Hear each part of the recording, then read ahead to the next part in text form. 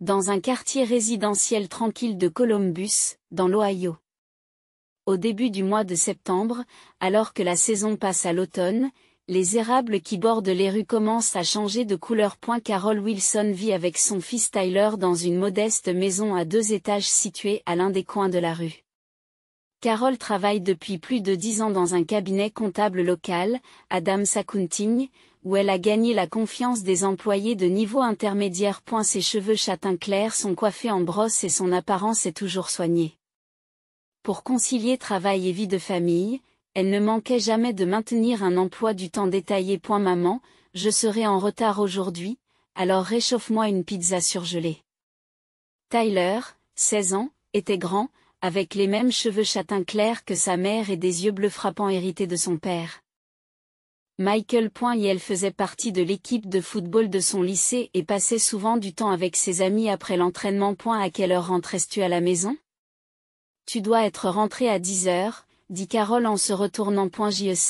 Je sais, répond Tyler en faisant un signe de la main. Carol et Michael Wilson avaient divorcé il y a 5 ans. Michael avait travaillé comme chef de chantier, subvenant aux besoins de la famille, mais il avait commencé à rentrer tard à cause de ses relations de travail et à se noyer dans l'alcool. Les disputes se sont multipliées et Carol a pris sa décision finale le jour où Michael a oublié le 11e anniversaire de Tyler. Après le divorce, Michael a quitté l'Ohio pour s'installer sur la côte ouest. Bien qu'il appelle Tyler quelques fois par an, ils se sont éloignés l'un de l'autre. Les paiements de la pension alimentaire arrivaient à temps, mais c'était là l'étendue de ses responsabilités en tant que père. Les parents de Carol, Diane et Harold Johnson, vivent dans un quartier résidentiel huppé de la banlieue. Avant de prendre sa retraite, Harold avait été cadre dans une société de promotion immobilière et avait accumulé une fortune considérable. Diane était une femme au foyer de la classe supérieure, bien connue dans les cercles sociaux locaux. Carol, si tu faisais un peu plus d'efforts, tu pourrais avoir une vie bien meilleure, disait Diane chaque fois qu'elle rencontrait sa fille. Pour Carol, ce n'est qu'une critique. Carol a une sœur qui s'appelle Linda. Linda avait étudié le stylisme à l'université et travaillait maintenant dans une boutique haut de gamme à Cincinnati. Célibataire, elle se promène en ville dans une BMW blanche que ses parents lui ont offerte pour les fêtes, suscitant l'envie de son entourage. Linda va de nouveau à Paris. C'est un cadeau d'anniversaire de ton père? Dit Diane en évoquant les réalisations de Linda et en souriant à Carol d'un air condescendant. Et la relation entre Carol et Linda est compliquée depuis l'enfance. Leurs parents ont toujours favorisé Linda et accepté toutes ses demandes. Quant à Carol, on lui dit souvent d'être patiente parce qu'elle est la grande sœur. Même à l'école, lorsque Carol obtenait des A, on l'acceptait sans broncher, alors que lorsque Linda avait des B, on la félicitait sans retenue. Je vais à la plage avec papa et maman ce week-end. Dois-je emmener Tyler, disait Linda, dissimulant à peine son sentiment de supériorité à l'égard de Carol. Celle-ci avait été gâtée par ses parents et élevée dans le seul but d'obtenir ce qu'elle voulait. Dans cette dynamique familiale, Carol a appris à être indépendante dès son plus jeune âge. Elle est allée à l'université grâce à une bourse d'études et a immédiatement commencé à travailler dans un cabinet comptable après l'obtention de son diplôme. Le mariage avec Michael, la naissance de Tyler, puis le divorce, tout cela l'a rendue forte et résistante. Tyler, tu es ma fierté et ma joie, disait souvent Carol à son fils. Tyler comprenait les difficultés de sa mère et lui en était reconnaissant. Elle travaille dur dans ses études et dans le sport, rêvant d'aller un jour à l'école de médecine.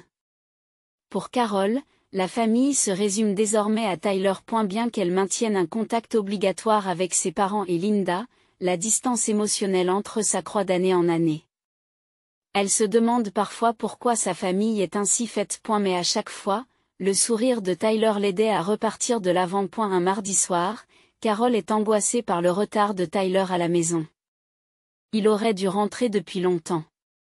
Tout en préparant le dîner, elle regarde de temps en temps par la fenêtre, à la recherche de son fils. Son entraînement a dû prendre du retard, se dit-elle en décrochant son téléphone et en appelant Tyler. Mais elle n'entendit qu'une sonnerie sans réponse. 10 minutes plus tard, le téléphone de Carol sonna. L'écran affiche un numéro inconnu. Bonjour, C'est Carol Wilson, répondit-elle. C'est Jones, du service des urgences de l'hôpital Merci Général. Votre fils a eu un accident de la route. Pourriez-vous venir à l'hôpital immédiatement? La voix au téléphone était calme, mais le cœur de Carol s'est mis à battre la chamade. Ses mains tremblent et sa voix se bloque dans sa gorge. Quoi? Quel est son état? Réussit-elle à dire. Nous discuterons des détails à l'hôpital. Venez dès que possible. Carol éteint la cuisinière, prend ses clés et saute dans sa voiture sans même mettre de manteau. Une pluie froide s'est mise à tomber. L'horloge du tableau de bord indiquait 20h15. Le trajet jusqu'à l'hôpital prenait normalement 20 minutes, mais pour Carol, cela semblait durer une éternité. Tyler, c'est bon. Maman arrive tout de suite. Après s'être garée à l'entrée des urgences de l'hôpital Merci Général, Carol court sous la pluie. Lorsqu'elle a donné le nom de son fils à la réception des urgences, une infirmière l'a guidée à l'intérieur. Un médecin d'âge moyen l'attendait. Son expression était grave, ce qui donna à Carol un sentiment d'inquiétude dans la poitrine. En ce qui concerne l'état de votre fils, il a été renversé par une voiture alors qu'il marchait avec un ami à un carrefour. Il a subi un choc violent à la tête et est actuellement dans le coma. Il y a une hémorragie interne et sa pression intracrânienne est élevée. Ces mots ont semblé lointains et faibles aux oreilles de Carol. Sa vision se rétrécit et elle se sent instable sur ses pieds. Asseyez-vous, s'il vous plaît. Lui dit le médecin en lui soutenant le coude. Nous sommes en train de préparer une intervention chirurgicale d'urgence. Nous devons arrêter l'hémorragie interne et réduire la pression cérébrale. Va-t-il survivre? Demande Carol, les lèvres tremblantes. Le médecin hésite un instant, puis répond, nous ferons de notre mieux. Cependant, les perspectives de guérison ne sont pas encore très claires. Carol s'est assise sur une chaise à l'extérieur de la salle d'opération, se couvrant le visage de ses mains. Les larmes coulent sans discontinuer. Le jour de la naissance de Tyler, ses premiers pas, son premier jour d'école, son sourire d'hier matin, tous ces souvenirs défilaient dans son esprit comme une bobine de film. L'opération a duré 4 heures. À 1h du matin, le médecin est apparu, le visage fatigué. L'opération a réussi. Nous avons arrêté l'hémorragie interne et la pression cérébrale s'est stabilisée. Cependant, il reste dans le coma. Les prochaines 48 heures seront critiques. Carol a vu Tyler aux soins intensifs. La moitié de son visage était couverte de bandages, une sonde d'intubation dans la bouche et 4 dans le bras. Les moniteurs émettent des bips rythmiques. Elle a tenu la main de son fils et lui a chuchoté, « Maman est là.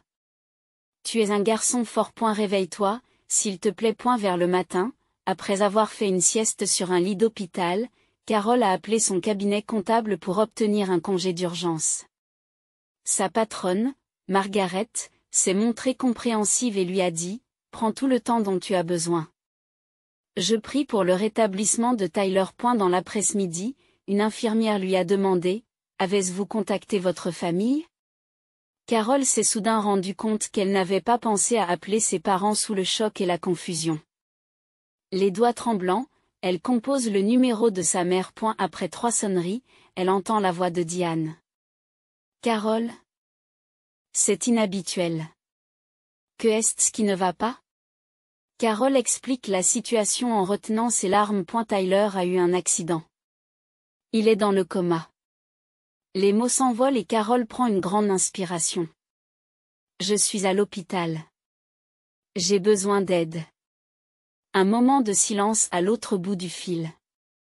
Puis, oh, c'est terrible.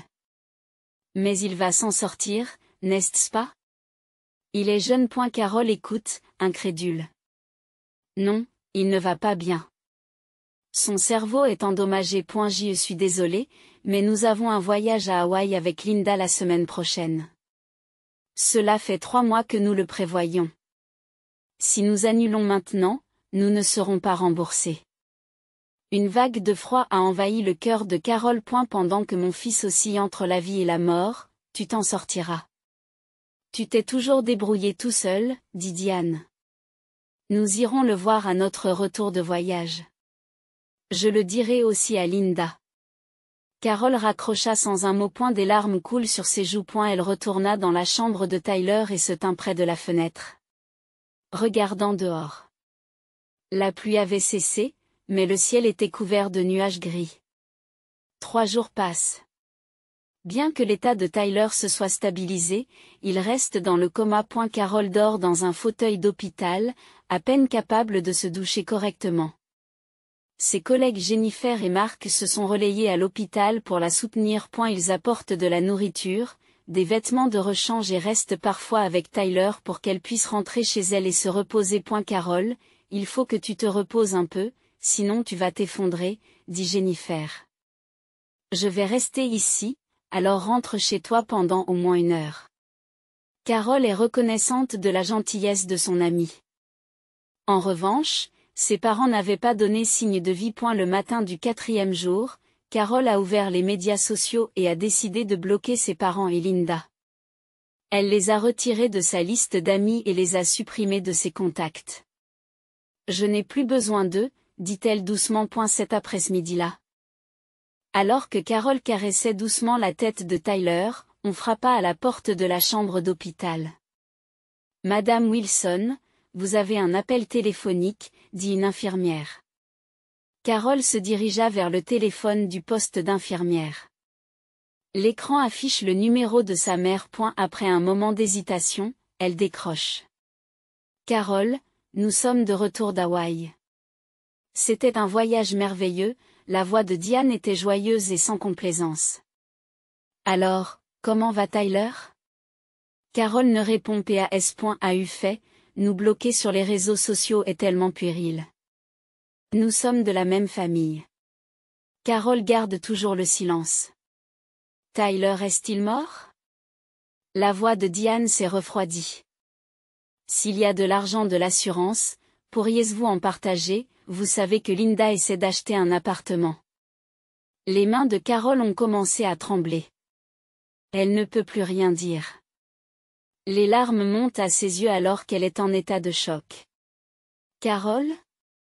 Est-ce que tu m'écoutes, en silence? Carol raccroche lentement le combiné. Elle s'effondra sur un banc dans le couloir, serrant ses épaules tremblantes. L'infirmière Judy s'assit à côté d'elle. Est-ce que ça va? Carol lève la tête. Dans ses yeux, il n'y avait pas seulement de la tristesse, mais quelque chose d'autre, un sentiment de détermination. Je vais bien. J'en ai assez, dit-elle en se levant et en retournant dans la chambre de Tyler. Et la lumière du matin qui traverse les fenêtres de l'hôpital Merci Général touche doucement le visage pâle de Tyler. Carol s'assit sur la chaise de chevet, tenant la main de son fils tout en examinant des documents de travail. 1 semaine s'est écoulée depuis l'accident, mais l'état de Tyler n'a pas évolué de manière significative. Bonjour, Madame Wilson. L'infirmière Becky Clark ouvre la porte d'une voix enjouée. Âgée d'une 40aine d'années, elle jouit de la confiance des familles des patients de l'unité de soins intensifs en raison de son sourire chaleureux et de son travail efficace. Les constantes de ce matin sont stables. Les ondes cérébrales se sont améliorées. Carol esquisse un sourire fatigué. Merci, Becky. Tout en vérifiant les moniteurs de Tyler, Becky demande si tu as mangé quelque chose. Carol secoue la tête. Je n'ai rien mangé. Ce n'est pas possible, réprimande Becky. Ma pause déjeuner commence à 13h. Mangeons quelque chose ensemble à la cafétéria. Et ne refuse pas. Carol acquiesce avec reconnaissance. Au cours de la semaine écoulée, Becky avait été son soutien affectif, s'occupant non seulement de Tyler, mais aussi de sa santé. L'après-midi même, alors que Carol finissait de répondre au courriel du bureau, le docteur Ramsey est venu faire sa tournée. Il est le neurochirurgien en chef et le médecin traitant de Tyler. Madame Wilson, pourrions-nous parler un instant? Ils sont entrés dans le couloir. Le docteur Ramsey a commencé à expliquer d'un ton doux. J'ai examiné les derniers résultats de l'IRM de Tyler. Le gonflement de son cerveau diminue progressivement. C'est bon signe. Carol ressentit une lueur d'espoir. Cela signifiait-il qu'il pourrait se réveiller? C'est une possibilité de plus en plus grande. Le médecin a choisi ces mots avec soin. Cependant, la sortie du coma est imprévisible. Nous faisons de notre mieux, mais cela peut prendre du temps. Carole a pris une grande inspiration. Je comprends. Y a-t-il quelque chose que je puisse faire? En fait, oui. Les recherches montrent que même dans un état comateux, les patients conservent souvent leur oui. Lui parler peut stimuler le cerveau et potentiellement aider à la guérison. Racontez-lui des souvenirs, des événements quotidiens, n'importe quoi. Des retours dans la chambre de Tyler, Carole prend la main de son fils et commence à parler. Elle parle de Tyler enfant, des activités scolaires et des souvenirs qu'ils partagent. Parfois avec des larmes, parfois avec des rires. Plus tard dans l'après-midi, alors qu'elle parle à Tyler de l'entraînement de football du mercredi, Carole remarque un changement subtil. Les doigts de Tyler avaient légèrement bougé. Tyler? Carole reprend son souffle. Bouge encore tes doigts. Mais il n'y a pas eu d'autre réponse. Carole appuie rapidement sur le bouton d'appel de l'infirmière. Lorsque Becky se précipita, Carole expliqua avec enthousiasme. Ses doigts ont bougé. Juste un peu, mais sans aucun doute. Becky examine attentivement la main de Tyler et vérifie ses réflexes neurologiques. Ce n'est peut-être qu'un réflexe, mais c'est bon signe. Je le signalerai au docteur Ramsay. Ce soir-là, sur la recommandation de Becky, Carole emprunte la douche de l'hôpital et passe la nuit dans les toilettes. Je reviendrai demain matin, promet-elle à Tyler. Le lendemain matin, lorsque Carole retourne à l'hôpital. L'équipe médicale est en réunion dans la chambre de Tyler. En s'approchant, le docteur Ramsay explique: nous observons des changements dans les ondes cérébrales de Tyler, ce qui suggère une amélioration de son niveau de conscience. Nous devons encore observer attentivement, mais il s'agit d'une évolution positive. Les larmes montent aux yeux de Carole. Je vous remercie. À partir de ce jour, parler à Tyler est devenu la routine quotidienne de Carole. Elle a passé des heures au chevet de son fils, lui lisant des livres et lui donnant des nouvelles de ses camarades d'école. Parfois, les amis de Tyler se rendaient à l'hôpital et lui parlaient pendant de courtes périodes. Le lundi matin, 2 semaines après l'accident, le téléphone portable de Carole sonne. L'écran affiche Linda. Après un moment d'hésitation, Carole répond: « Carole ? » Cela fait un moment, la voix de Linda était joyeuse. « Je suis très inquiète pour Tyler. » Carole répondit froidement. « Bonjour. J'ai eu des nouvelles de maman. Elle m'a dit que tu lui avais raccroché au nez. Mais elle était juste inquiète. » Carole esquisse un sourire amer. « Inquiète ? Parler de l'argent de l'assurance, c'est s'inquiéter ? » C'est ça. Linda poursuit en choisissant soigneusement ses mots. « Maman et papa m'ont demandé de t'appeler. Ils s'inquiètent aussi pour Tyler. » Vraiment ? La voix de Carole était pleine de sarcasme. « Et s'il y a des progrès avec l'assurance, ils aimeraient le savoir. » Carole sent la colère monter en elle. Tyler est toujours en vie. Ce n'est pas le moment de parler de l'argent de l'assurance. Bien sûr, s'empressa de dire Linda, c'est juste se préparer au pire. Vous devez avoir du mal à vous débrouiller seul, une aide financière pourrait vous aider. Une aide ? La voix de Carole tremble. Mon fils est entre la vie et la mort, et vous ne pensez qu'à l'argent, ce n'est pas ce que je voulais dire. Cela suffit, dit Carole à voix basse mais fermement. Ne rappelez plus. Je n'ai plus rien à faire avec vous ni avec nos parents. Après avoir raccroché, Carole expira profondément. Son cœur était rempli de colère et de tristesse, mais elle ressentait aussi un étrange sentiment de libération. Elle n'attendait plus rien. De retour dans la chambre de Tyler, elle trouvait Lena Sanchez, l'assistante sociale de l'hôpital, qui l'attend. Elle venait régulièrement écouter la situation de Carole et lui apporter son soutien. « Que est-ce qui ne va pas ? Vous avez l'air pâle, demande Elena avec inquiétude. Carole soupire et lui raconte l'appel de sa sœur. Elena l'écoute attentivement et prend des notes. Madame Wilson, si je peux me permettre de vous donner un conseil, dit-elle d'un air sérieux, je vous recommande d'enregistrer toutes les communications de votre sœur. Je vous recommande d'enregistrer toutes les communications de votre famille. Les emails, les SMS, les appels téléphoniques. Les enregistrements aussi, si possible. Pourquoi ? Vous pourriez avoir besoin d'une protection juridique à l'avenir.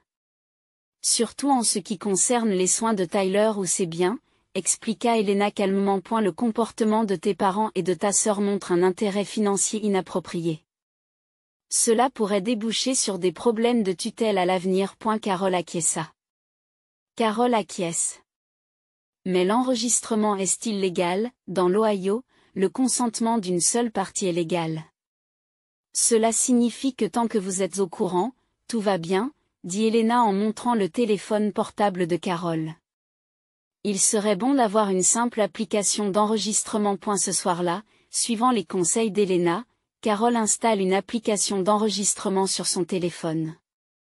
Elle ne pensait pas aller aussi loin, mais comprenait que c'était nécessaire pour protéger Tyler. Le lendemain, les documents d'assurance arrivent du service comptable de l'hôpital.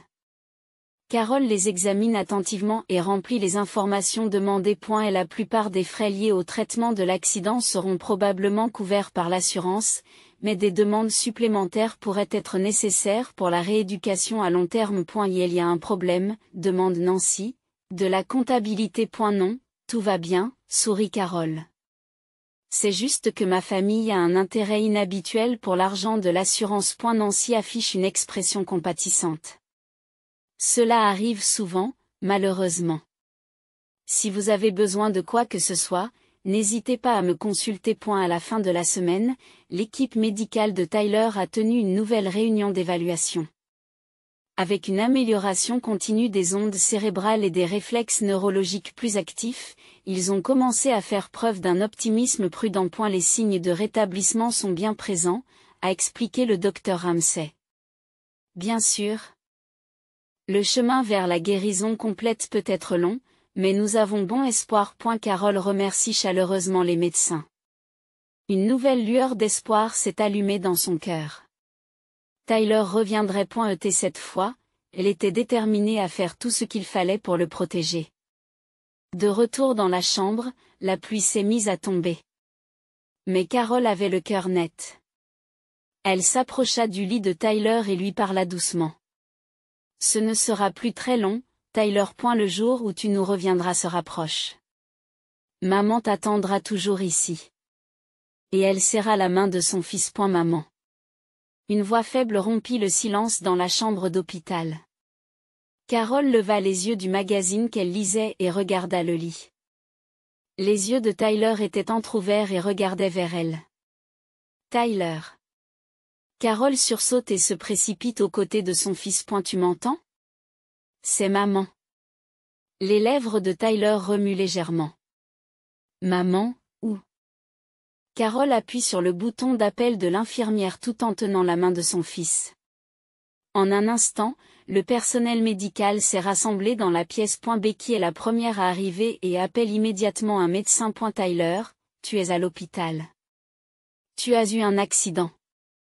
Mais ce n'est pas grave, tu es revenu. La voix de Carole tremblait d'excitation et de soulagement. Le docteur Ramsey vérifie la réaction des pupilles de Tyler et lui pose quelques questions simples. Quel est ton nom ?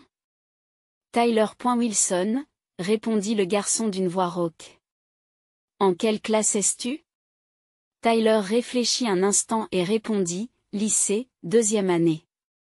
Le docteur Ramsey acquiesce avec satisfaction. Sa conscience est claire. Les fonctions cognitives de base semblent préservées. Après l'examen, Carole est restée seule avec son fils. Tyler était encore faible et ne pouvait pas parler longtemps, mais il y avait une reconnaissance certaine dans ses yeux. Combien de temps ? demande-t-il. 3 semaines ? répondit Carole. Tu as dormi. Tyler acquiesça lentement. As-tu eu peur ? Les larmes montent aux yeux de Carol. Oui, très peur. Mais tu étais fort.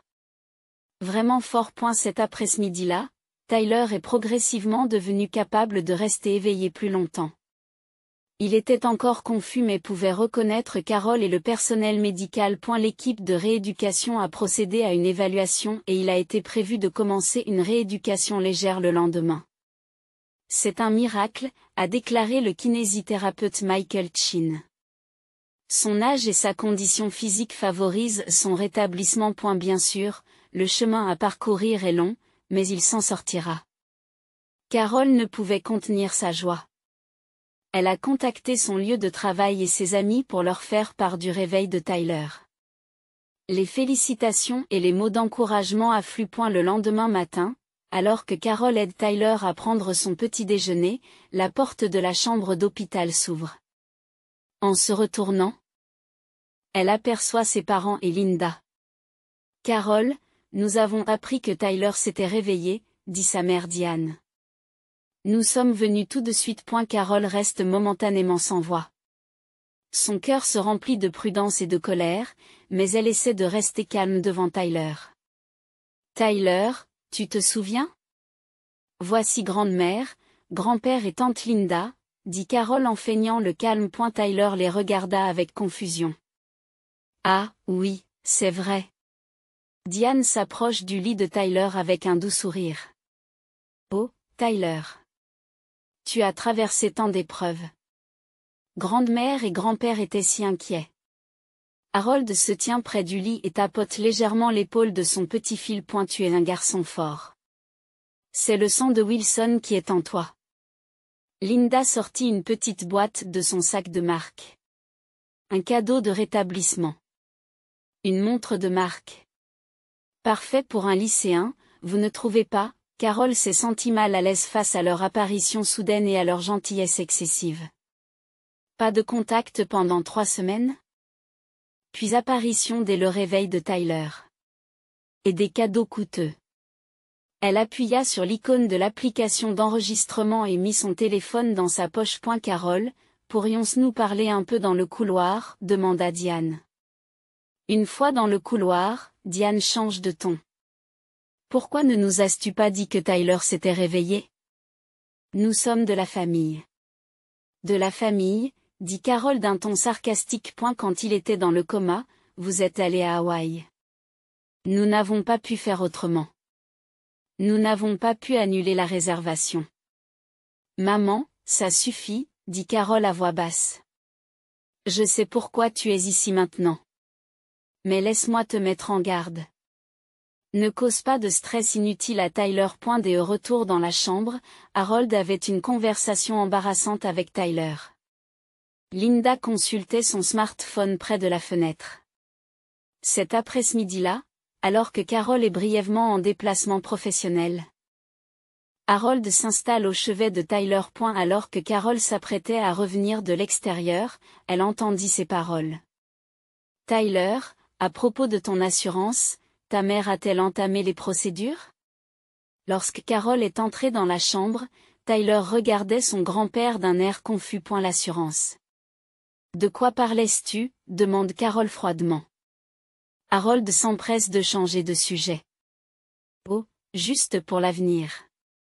Les frais d'inscription à l'université, etc. Ce soir-là, après la séance de rééducation, Tyler demanda à sa mère, est-ce que grand-mère et grand-père se sont vraiment inquiétés pour moi?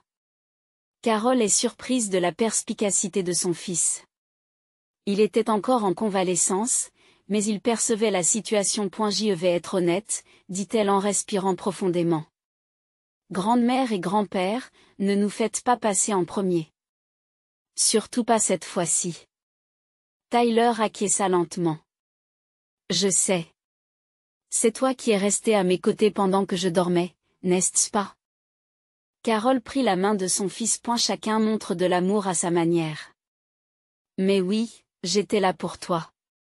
J'étais là pour toi. Le lendemain, la rééducation de Tyler progressait régulièrement. Et elle pouvait marcher sur de courtes distances avec de l'aide et sa rééducation orthophonique se déroulait bien.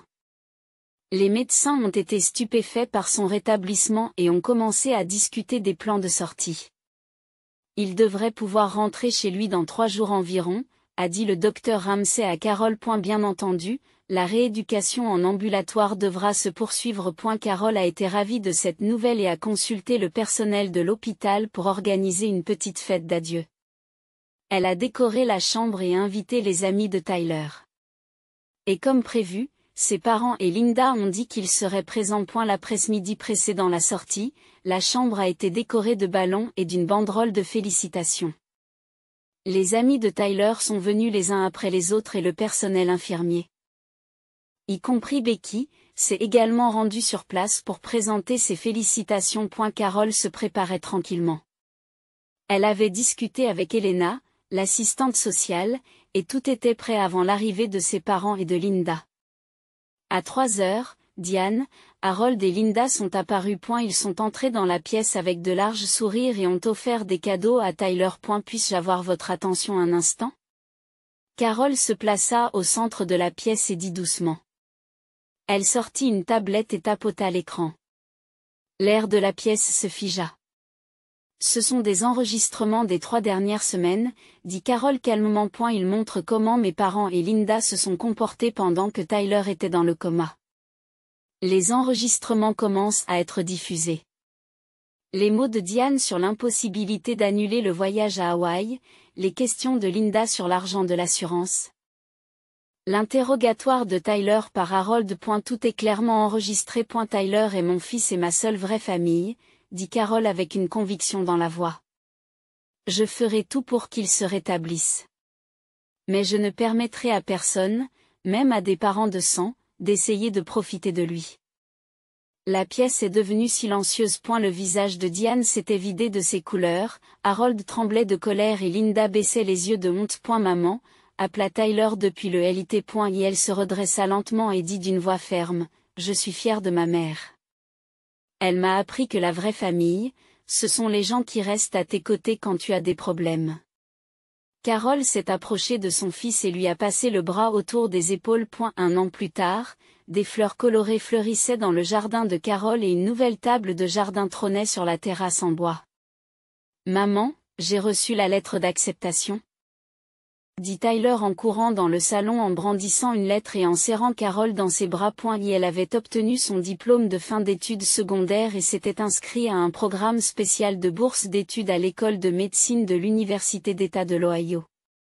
Félicitations, dit Carol en serrant son fils dans ses bras.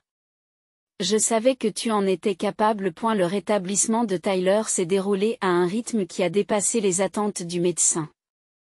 6 mois après l'accident, il était retourné à l'école et avait réintégré l'équipe de football. Le léger engourdissement qui subsistait dans sa jambe gauche s'améliorait grâce à une thérapie physique régulière.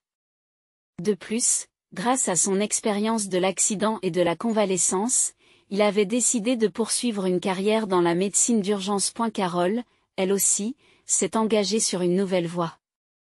Sa carrière au sein du cabinet d'experts comptables progressait bien, puisqu'elle venait d'être promue chef de service au printemps. Et la stabilité financière s'était également installée et elle remboursait régulièrement l'hypothèque de la maison. A eu fait, maman, dit Tyler en prenant du jus de fruits dans le réfrigérateur, a reçu une lettre de tante Linda. Une lettre de tante Linda est arrivée. Carol sourit. Sa relation avec Linda se rétablit peu à peu. Quelques mois après ce jour à l'hôpital, Linda avait envoyé une lettre d'excuses sincère. Elle avait commencé à prendre ses distances avec leurs parents et à réévaluer sa vie. Ils avaient désormais une relation où ils se tenaient mutuellement au courant de leur situation par des appels téléphoniques mensuels. Lisons cela, dit Carol en ouvrant l'enveloppe. La lettre de Linda décrivait comment elle avait commencé à enseigner l'art aux enfants dans une ING locale et avait emménagé dans un appartement dont elle payait le loyer seule pour la première fois. Elle a changé, elle aussi, dit Carol en réfléchissant. Pendant ce temps, Diane et Harold refusaient toujours d'admettre leur tort. Ils ont perdu leur place dans les cercles sociaux locaux et ont été abandonnés par de nombreux amis. D'après Linda, les ragots du club de golf les désignent comme le couple qui s'est emparé de l'argent de l'assurance de leur petit fils. Tu veux voir grand-mère et grand-père? Demande Carole à Tyler. Tyler réfléchit un instant et répond, peut-être un jour. Mais pour l'instant, rien que nous, c'est bien. Ce soir-là, Carole s'assit sur la terrasse et regarda le ciel étoilé. En réfléchissant aux événements de l'année passée, elle se rendit compte qu'il y avait eu des expériences douloureuses et tristes, mais qu'en fin de compte, ce voyage avait renforcé le lien entre elle et Tyler. Et la sonnette retentit et lorsqu'elle ouvrit la porte d'entrée, Becky et plusieurs membres du personnel de l'hôpital se tenaient là. Depuis l'accident, des liens familiaux les unissaient. Surprise. Ils sont entrés en portant un gâteau. Nous sommes venus célébrer l'acceptation de Tyler. Des rires vifs et des mots de félicitations résonnèrent dans toute la maison. Carole sourit avec un sentiment de bonheur. C'est une vraie famille, des gens qui ne sont pas liés par le sang, mais par l'amour et le soutien. La vie de Carole est entrée dans un nouveau chapitre. Le chemin à parcourir, elle ne le fera pas seule, mais avec cette nouvelle famille.